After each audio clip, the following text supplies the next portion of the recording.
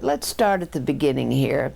I saw a little blurb which read as follows.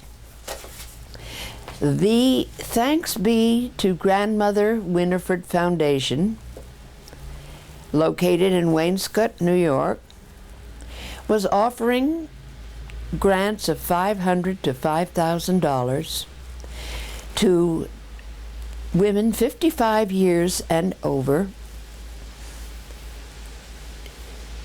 which would hopefully inspire other older women or women in general. I sent away for it. It was intriguing.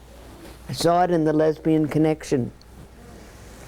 I sent away for an application, and it was pretty daunting to me at first. They wanted it condensed and brief, with many do's and don'ts. They were clearly looking for specific things in their judging. Now, this was back in September of 2000, and then in October, I sent it off.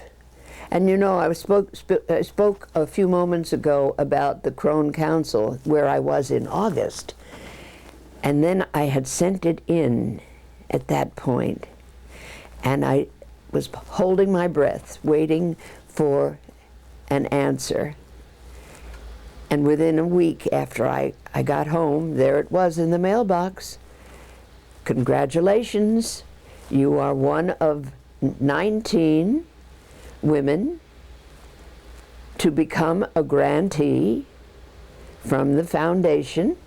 There were 242 applications, and we are pleased and proud to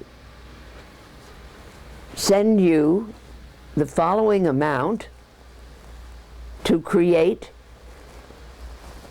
an exhibit. And this was my suggestion. This is what I proposed to them. Homage to exceptional women in the arts, which would consist of 10 dolls, which I love doll making because I love people. And it's a way of exploring lots of aspects of people through your doll that you wouldn't ordinarily get into. At any rate, the amount was pleasing, exciting, staggering, and totally unexpected. $3,500 to play. I'm being paid to create. And at the age of 81, it's certainly nowhere that I might ever have dreamed of for the latter years of my life to be working on something this important. And in addition, the grant itself will be coming to an end in the spring of 2001, and therein be housed permanently in the archives of the Arthur M. Schlesinger Radcliffe Women's History Archives. I will say that before I speak of or make reference to the individual women that I have chosen, that as a doll maker, it was, as I explained, an outlet for all of these various experiences and hobbies and passions that I have pursued. However, a grant is a grant is a grant. And I suddenly realized that this can be serious as well as playful, and that I wanted to improve my skills as a doll maker, and therefore had allotted in my budget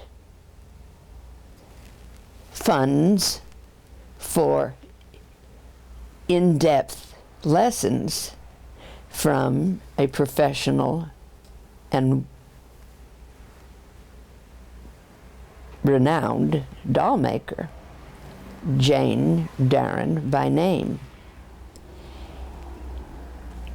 And these women whose images I have chosen to create in this form could never have come to fruition had it not been for Jane's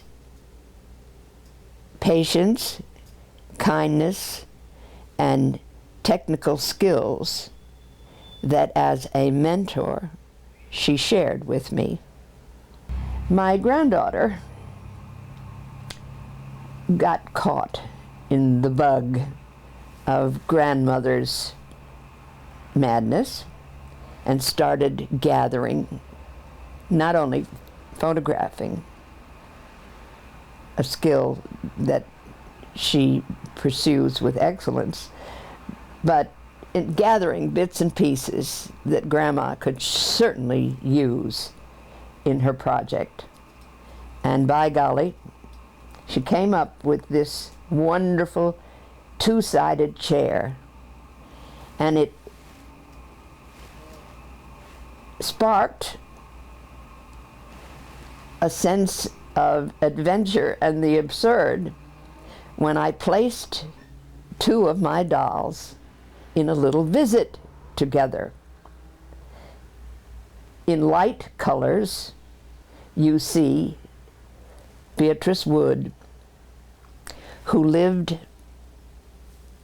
to be 106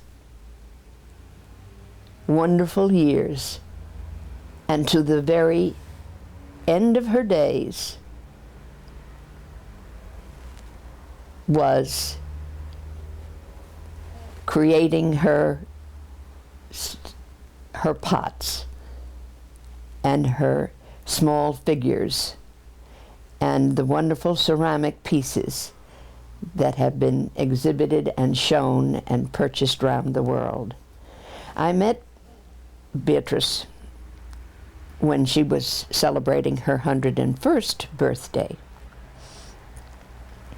and heard in person the very, very famous quote that she is known for, and of which I have titled this piece. When she had been interviewed some years before and asked what keeps her producing and creating and living to this wonderful age, her answer was young men and chocolates. And thus, here she is with a visitor, a sculptress, dressed in black, Louise Nevelson, who did very, very different kinds of work, but also enjoyed her share of young men and chocolates. And here is, on this visit, Beatrice Wood in her beautiful sari with a lap full of chocolates, handing one to Louise Nevelson, who is visiting in her formal clothes. And I chuckled many, many times creating this fun piece. The desert I knew very, very well. Georgia O'Keeffe's work I knew very, very well. But how to put Georgia and her passion and reverence and love for the desert, its bones, its dried weeds, its soft color, versus the severe colors that she usually was pictured in and very often wore, blacks and stern whites. I chose to show her in her latter years. We have many, many images of Georgia. In doing the reference work and reviewing the struggles that she had,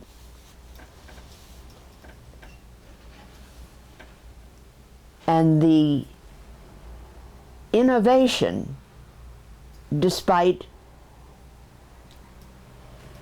what was being popular in art, and what was being sold in art, what was being shown in painting. She delineated her passion, and today every school child sees images of her work. The references and the research that I was able to put together on Toni Morrison, her struggles as a single parent, and the heights of renown and excellence that she received, and the message that she was able to get across, and the respect for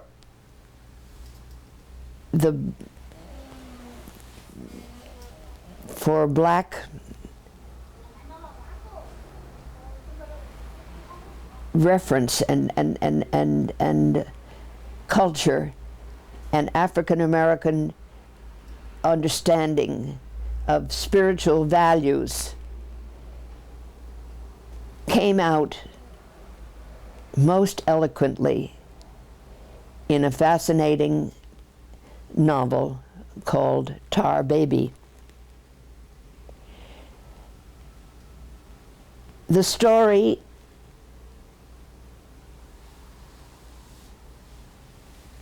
deals eloquently with contemporary issues, and yet refers all the way back to the original, or the often misused, derisive use of the term tar baby. That used to be a teasing term. At one time, it was a derisive term. And Toni was able to weave that imaginatively and skillfully into her novel. The figure itself represents the many times that she stood at a podium with large audiences or in classrooms where she taught the art and craft of literature of writing. And as far as the doll itself and the mechanics, I began to have fun finding interesting materials for her podium, for the flooring, interesting fabric for her clothing, which too came out of my closet, and a very fun way of representing one of the many images of her that I found and in my research of braided hair. And it was a technique that was fun, taking a synthetic of two colors, braiding, sewing, arranging. It was a pleasurable, fun experience. It came together with ease, and I pray that it does her justice. Well, this is Anais Nin, and we don't have her writing. We don't have her on a barge in France. We don't have her lecturing and fighting the good fight for women.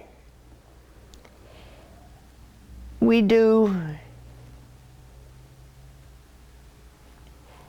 place her in a very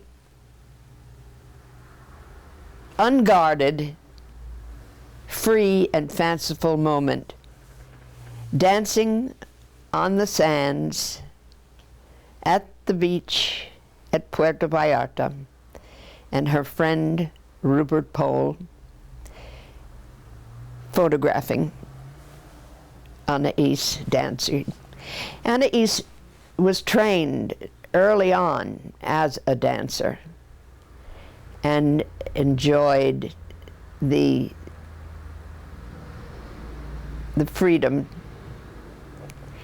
but she also had a gifted sense of attitude, dress, coiffure, a sense of elegance. And so sand was a little bit difficult to achieve as a base. So I took some liberties. I gave you the sense of the flotsam and jetsam on the sand, but her position and pose and the freedom and the joy of being in a warm, sunny climate, dancing away for a photograph, I think is shown quite clearly, and I enjoyed working with Anais in this fashion. I chose to show the strong, colorful peasant influence in Frida Kahlo's life. Her self-portraits and the personal, political, and painting history of her life in Mexico and New York and the States was fascinating. But the moment that I chose to delineate here was I wanted to picture or to reflect the serious disappointment and true agony of her physical condition, which was caused by accident and operation after operation, and the fact that she could never have children. She could not bear children. Her pets were her children. This happens to many women at certain times in their life. I put one of her pet monkeys cradled in her arms, and she's looking down in a reflective, loving way at this child that she never could have. And she's garbed colorfully in some of my own garments, as usual, cut to shreds, an old blouse, a wonderful hand-woven Mexican caftan, one little panel, a hand-woven, all of the handicrafts and color of Mexico, and the cultural values are reflected in this piece.